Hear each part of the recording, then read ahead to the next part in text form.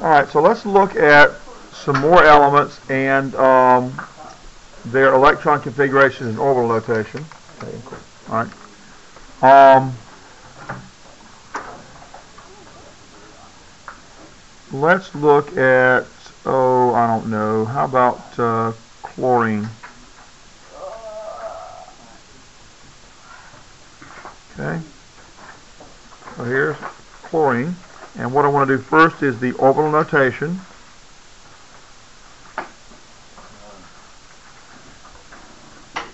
For the atom. So first you have to have the symbol, followed by a colon, and then you have to use that process we talked about where you walk up the periodic table, or we also did a chart where we had those numbers listed, 1s, 2s, 3s, 4s, 5s, 6s, and 7s, and then next to that was 2p, 3p, 4, you remember that? No? Yeah? Okay, well you might want to get that out too, that can be helpful, because it shows you which sublevels are filled in what order. Okay? That's it. Okay, so you have the notes. Alright? So we're starting with hydrogen. Remember, helium belongs next to it. They are located right there because, well, by locating them there, they actually represent the filling of electrons, and in what order? So in the first row of the periodic table, that represents a period and an actual filling of an electron, or filling of an atom in its ground state. That's the first primary energy level. And so we represent that as a 1. And the first two columns of elements are the p sublevel region. And so when we think about it that way, then that represents the putting of electrons in the s sublevel region. The first two columns represent the s sublevels. So there's S, 1s, and s sublevels always have just one box. And we have 2 electrons that can go in that one box. So that's the electrons for hydrogen and helium. And we build on that.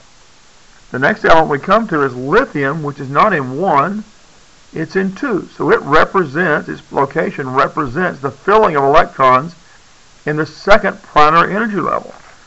So we're in the second primary level. We first come to lithium and beryllium, and they're in the s sublevel, so that's 2s. And s sublevels only have 1 orbital and 2 electrons, lithium, beryllium. If we move across the periodic table to the next element, we get the boron. So boron through neon are still in the second row, so we're still in the second primary energy level, but now this is called the p sublevel region. So these where these elements are located represents putting electrons not in the s sublevel, but the p sublevel, and in the second row, so the second energy level. So p sublevels have 3 orbitals. So we have to have 3 squares.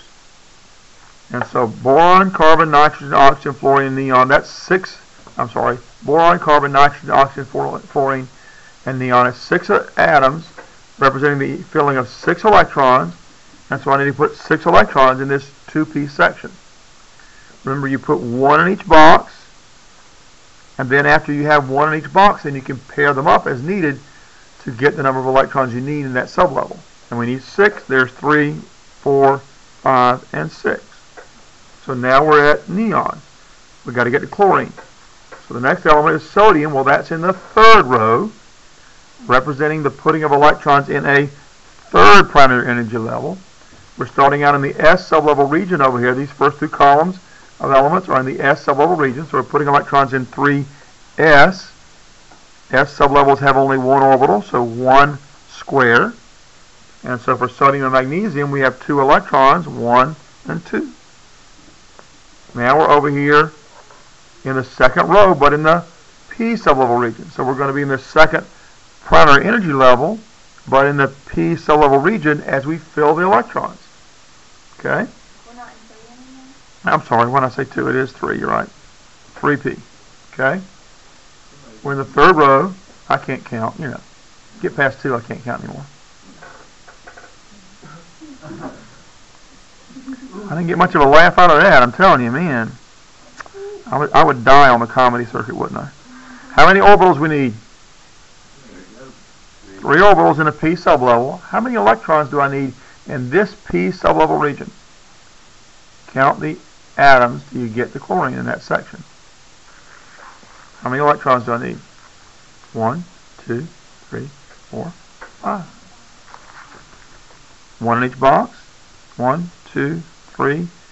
Then double up as needed. 4 and 5. And that's the orbital notation for the atom chlorine.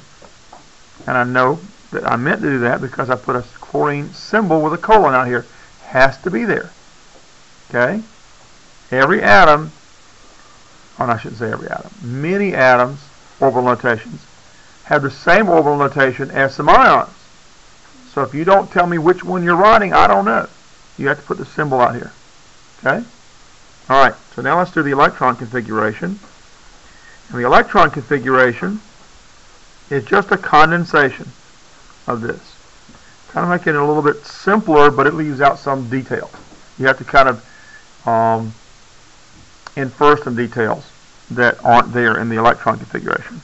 Where this is for the atom, chlorine. Okay, so we still need the symbol. Have one S that's on the same line, and we count the number of electrons in that sublevel. Since there's 2 electrons in one S, we put a superscript 2 here. Okay, in the second, or the 2S sublevel, I'll write 2S on the same line and count the electrons in that sublevel, or 2S2. And then this is 2P. And we have how many electrons in this sublevel? 6. And then we get to 3S, and there are how many electrons there? 2. And then 3P, and how many electrons there? 5. And there's the electron configuration for the atom chlorine. And I know I meant to write it for the atom of chlorine. I'm communicating it clearly because I put the chlorine symbol with a colon out to the left. Okay? Now then, let's do the orbital notation.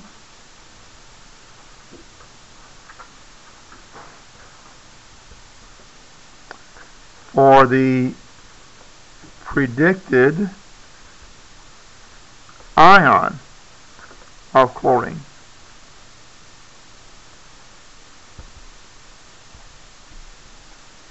And we'll start with the symbol for chlorine, the atom, and I'm going to rewrite the orbital notation for the atom.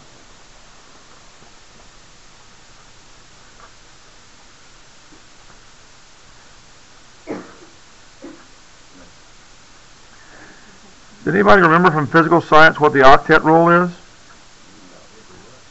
Octet rule. Something about 8, somebody said. It is something about 8. Okay, there's only 8 electrons in the outer energy level of any atom except for those in the first row of the periodic table. And that's part of it. There's actually more to it than that. That's probably what you learned in physical science. Alright.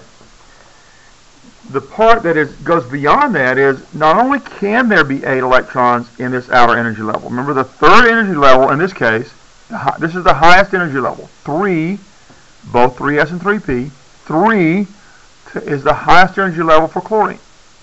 And the name we give for the highest energy level is the valence level. Okay? So 3 is the valence level for chlorine because it's the highest energy level. And the sublevels S and P are part of that highest energy level. Okay? Well, the octet rule not only says that you can have as many as 8 electrons in that highest energy level, it also says that most atoms, especially the representative element atoms, want to have 8. Okay? And so if I want to have 8 electrons in the outermost energy level of chlorine, how many more do I need there? 1 more. I have 7 right now. 2, 4, 6, 7. And if you look in the boxes, when they have two arrows in every box in that third energy level, the highest energy level, now I've got a full energy level. But you can also look at the orbitals. It turns out the orbitals want to have 2 electrons. You can think of it that way. I mean, electrons don't think, so they couldn't want anything. But we kind of personify things because it makes it easier to understand. All right? So we put an extra electron in there, but if I put an extra electron on chlorine, what happens to the chlorine atom? Well, it ain't an atom anymore. Okay, not that I actually use that word that way. Okay, we are in the South, though. Everybody knows what ain't means. Okay, and it's not my mother's sister. What? It is a word? Well, in the South, that's a word. All right, chlorine has how many protons? 17. The atom of 17 also had 17 electrons. 2, 4, 6, 8, 10, 12, 14, 16, 17 electrons. The electrons are negative, protons are positive. So I had an even number of negative charges and positive charges in the chlorine atom. But now I no longer have an even number.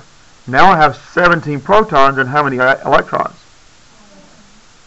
I have 18 electrons, one more. Is that what you meant?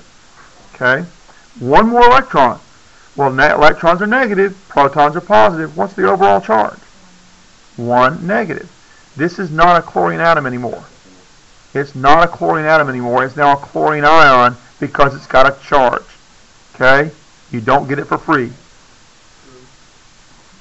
I'm still dying here. Golly. Okay. Anyway. You got to put a negative charge on there. If you don't put that negative charge on there, you haven't told the truth about this thing. No, it's just a phrase they use when you're a comedian. You know, if you get instead of laughter, you hear crickets. You're dying. Okay. What? Okay. After that, do you rename it? Yes, we have to rename it. If it's a negative atom that's got a charge, so a negative monoatomic anion, negative monoatomic ion. Okay. Then we have to change the ending of the name. It's not chlorine anymore. Chloride. So the name of it is chloride.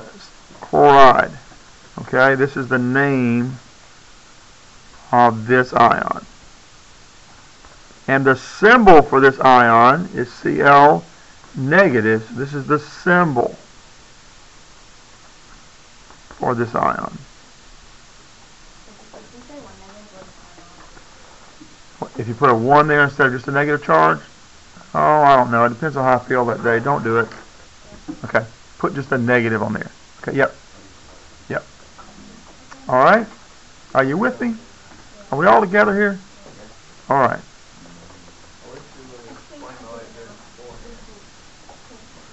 How did I not explain like this before?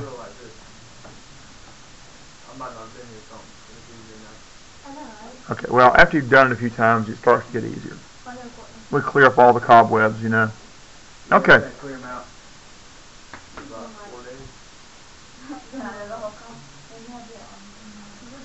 Well, you know, one of the things I said was when I'm teaching you something that's kind of close to something else and I build on it, it's a lot easier to learn it.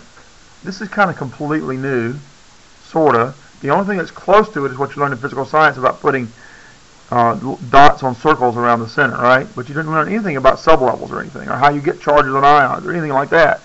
So I'm really kind of teaching you something new. It's a little bit harder, okay? And I don't know if you know much about how your brain is constructed or built, but the way that your brain thinks or the way that you learn to walk or talk is you have electrons that cascade through a series of neurons in your brain, okay? The more often electrons follow that same path, what? It builds up little calcified paths that make it easier and faster for the electron to go down there. When I have to break out of that, you know, it's like having to break out of it. You got to cut through all the weeds, okay, to get there. And it's a little bit harder, all right? But hopefully, as we do this more and more and more, you'll get better and better at this, and it becomes, the more intensity you put into it now, the easier it becomes later. Okay, it is tough. Okay, and some people find this an easier thing to do than others. You know, it's just one of those things. It doesn't make you any smarter. It's just one of the things that some people get faster than other people get. Okay, so if you're struggling with it, don't sweat it. All right, keep working at it. Keep digging it out. Okay. All right, now I want. Huh? All right. There is a shorter version of electron configurations. And we talked about this a minute ago when we were talking about putting together your element cube. Okay? And the way it works is this. Well, I'll tell you what, let me show it to you this way. We're going to rewrite the electron configuration down here, leave a little space above it. Okay? Write down the electron configuration for chlorine, leave a little space above it.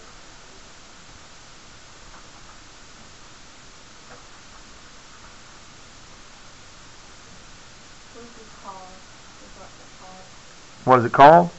I will tell you in a minute when we get to it. When we actually get the final version, I'll tell you what it's called. Okay? I know, but just bear with me, okay? Work with me. That's all right. All right, now, put your finger on chlorine. If you don't have your periodic table out, shame on you. Come on. We're working with periodic tables here. Let's go. Put your finger on chlorine. No, get yours out. You can't pour it to the board. All right. Get your periodic table out. Put your finger on chlorine on your periodic table. What's the element number? 17. That's the proton number. It's the number of protons. It's the atomic number. Now, what I want you to do is to count your way backwards, until you hit a noble gas and stop. Count backwards till you get your finger on a 16, 15, so forth. When you hit a noble gas, stop. Okay? Everybody got it? The next lowest noble gas, what we're going to call that, is neon. Did you get there? All right. I want you to write the electron configuration for neon right above chlorine, and try to keep it as neatly lined up as you can.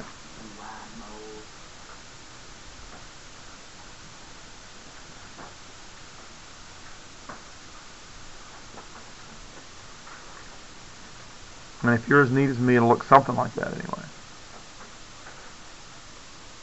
But of course, very few people are as neat as me. Still crickets, man. Okay. How sloppy am I sometimes in here? Come on. I mean, I messed up my 2 and 3 up here. Come on. All right. Well, that was sad. All right. What is the same here? Yeah, all this is the same, isn't it? All this is the same. All right. Well, I want to condense this condensation. Okay, let's see. We condensed the orbital notation to make our electron configuration. Now we're going to condense our electron configuration. And we're going to do that by taking this part and condensing it down to that.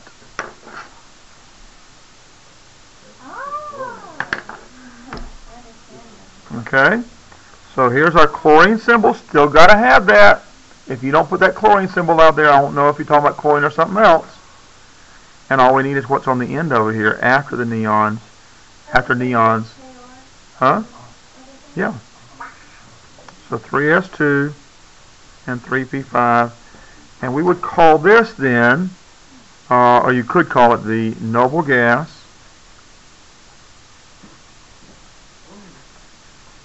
Electron configuration for chlorine's atom. Okay?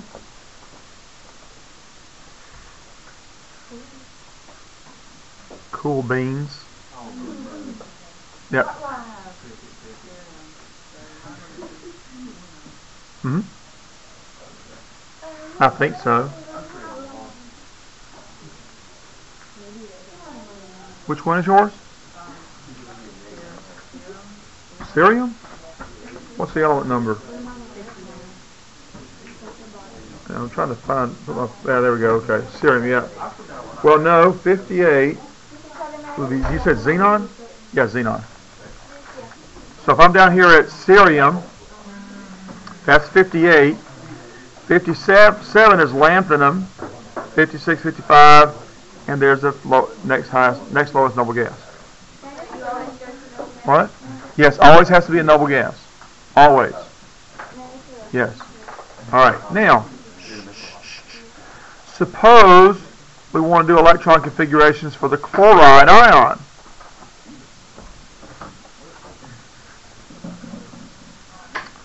Chloride. 1s2, 2s2, 2p6, 3s2, and 3p6.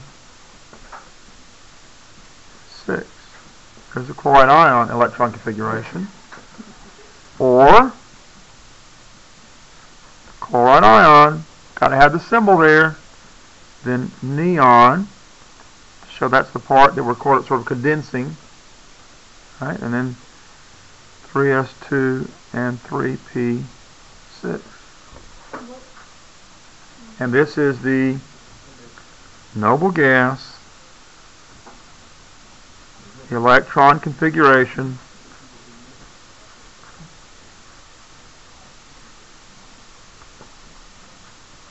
for the chloride ion. What?